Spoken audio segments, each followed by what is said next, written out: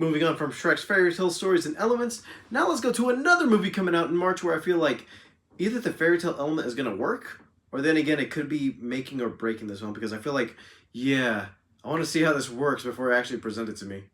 Hey, what's up, you guys? It's me, Derek, the review, back again with another video. So we got another trailer for Death of a Unicorn, and I can just say, the idea when I first heard about it, I was like, okay, this is some interesting thing that you're actually using fairy tale-like elements in the real world, because I feel like fantasy, we've seen stuff like that in Lord of the Rings. We recently had almost something like this in Dungeons and Dragons, where I feel like, oh, they're taking all these elements and actually doing fantasy. Nice.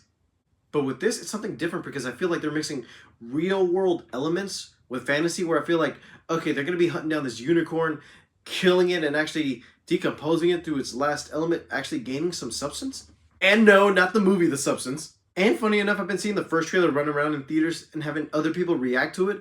I'm seeing as though people are like, what? Like, this is actually kind of weird and actually interesting.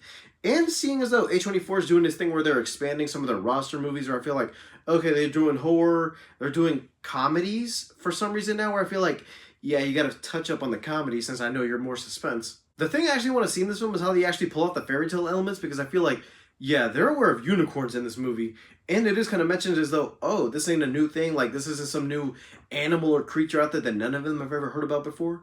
I kind of do want to see how that plays out, and the fact where it's like, yeah, you have a mostly serious / comedic cast in this. All of them work within their roles, but I kind of want to see how things play out in this, and also the fact that we might get some more unicorn action, which is a sense I'm not even sure guys should be able to say at this point.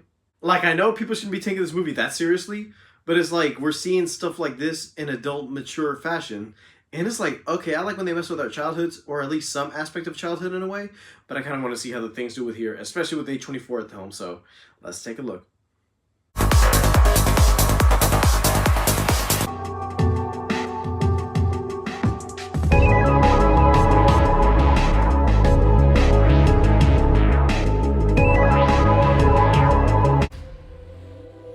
This entire nature preserve was donated by the Leopolds.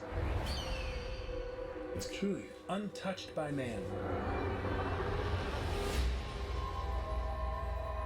Spotted any big game on the way. The fuck was that? Must be moose mating season or something.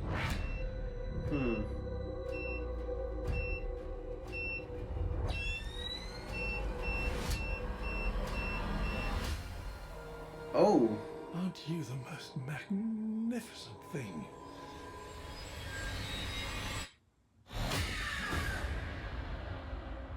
Unicorns used to be seen as these divine monsters because people fully believe that they could heal literally anything. It's an opportunity for immortality. We have a moral imperative to harvest every last one.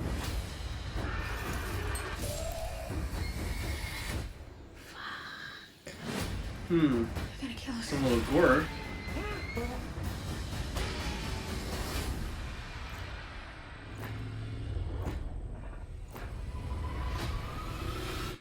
Don't move.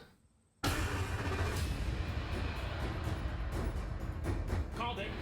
There's no negotiating with monsters.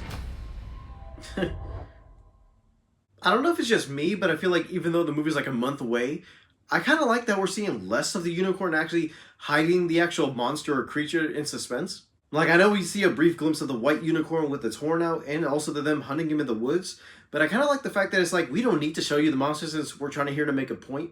And seeing as though it's basically hunting them down, and it kind of did like that one shot where we get to see the kill, but we're seeing like, oh, that little horn that actually went through that guy's chest, and you see Paul Rudd's face looking through it. But part of me is like, I don't know if they're actually going to use magic in this case, because I feel like unicorns, what we know about them is basically they can heal stuff, and also what we realized from other media too, because I feel like the last time they actually tried doing this thing was in Gravity Falls. Like, remember when Mabel and them tried to use their hair to actually find a way to actually protect the shack, and the unicorns, when they said, you're not pure of heart, and some of the other ones came out like, oh, we just don't want you to harvest our magic because humans like taking stuff from us. Also, I don't know if it's just me, but I don't know if maybe somebody should take some notes, because I feel like Kevin Smith should actually look at this movie as inspiration for Moose Jaws.